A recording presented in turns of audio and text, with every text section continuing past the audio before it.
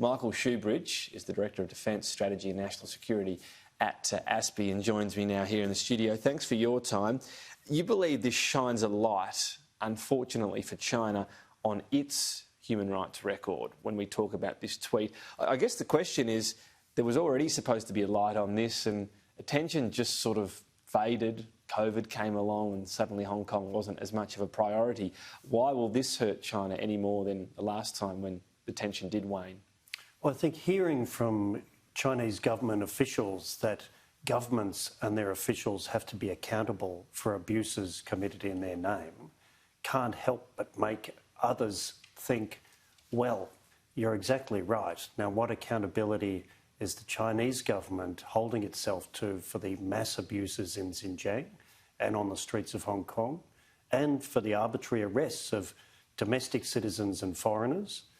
And why is this good for China to assert for others and not do itself? It's a clash of systems of government. So you're saying it sets up a standard that China fails.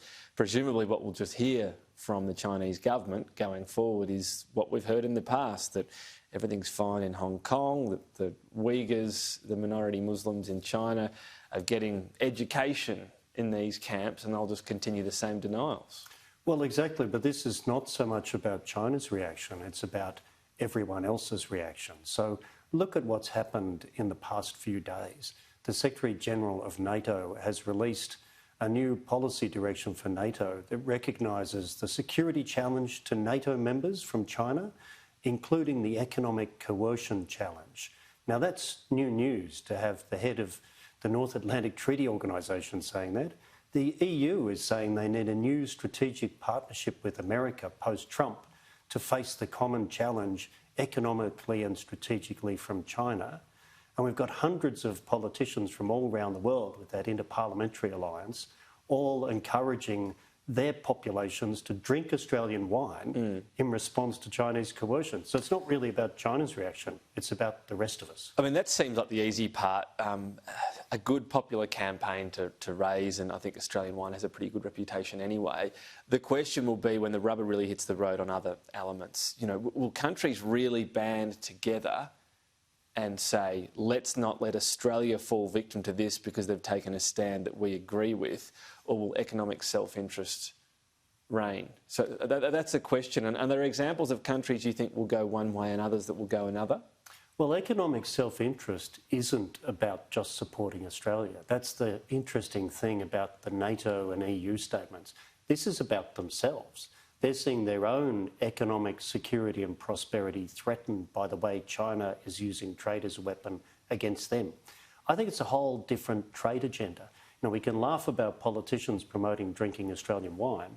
This actually is an agenda for prime ministers and trade ministers of democratic countries to look at our comparative advantage and create new trade relationships. And get them going, and this is all essentially a check on China's soft power, if you like, or as you called it, I mean, economic coercion. China obviously has tried to use its might as it's risen economically to try to get its way. We're at a point right now where that's either going to work or not. Would you agree with that? This is a pretty crucial flashpoint. It is a defining point for China. And you look at their soft power, it's collapsed globally over this year with COVID. Now, they had an amazing opportunity to turn a disaster into enormous influence, but their behaviour has isolated China as a country in a way none of us would have predicted at the start of this year. So talk about that collapse in soft power. Again, you know, look at other things such as the Belt and Road Initiative. This was the way through China would appear to be a friend to some and then be able to get this sort of stranglehold on countries. Which countries that previously were more welcoming of China, or turning a blind eye, whatever you might call, are now changing their view, rebuffing the soft power of China? Well, Japan, Italy, France, Germany, Sweden, the UK, Canada, New Zealand and Australia and South Korea and India. So think about the Australian government's 5G decision. It's only 2.5 years ago, August 2018. People in different countries, some of those discounted the idea that China might use access to people's digital networks as a coercive lever. Would anyone discount that now? No, it's a good point, and it's really interesting to hear about the sort of nature of 5G technology and why it does leave the network so vulnerable. So Australia jumped off first there. It has obviously left us vulnerable. Have you got anything to say about the approach of the Australian government and Labor's criticism? I mean, they keep saying it's the handling of this. We agree with all the decision, it's the handling and singling out us going out very early on the COVID inquiry. Could the government have done things better, or would China have always found major fault regardless? Well, the unfortunate thing is Australia was the first to notice Chinese behaviour and its implications in an important way and take some big decisions, whether it's 5G or foreign interference or foreign investment. But the rest of the world is now coming to the same assessment as Australia has. And in fact, that's a big reason Beijing is putting so much pressure on Australia. They really, really deeply resent the impact that Australia's had. So we've been first, but we're in increasingly good company. So I think we've got to notice that.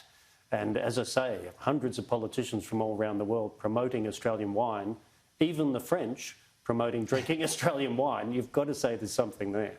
Yeah, the French and the Italians raising a glass of Australian wine is quite something on the sort of diplomatic scale. Michael Shoebridge, thanks for your time today. Thanks very much.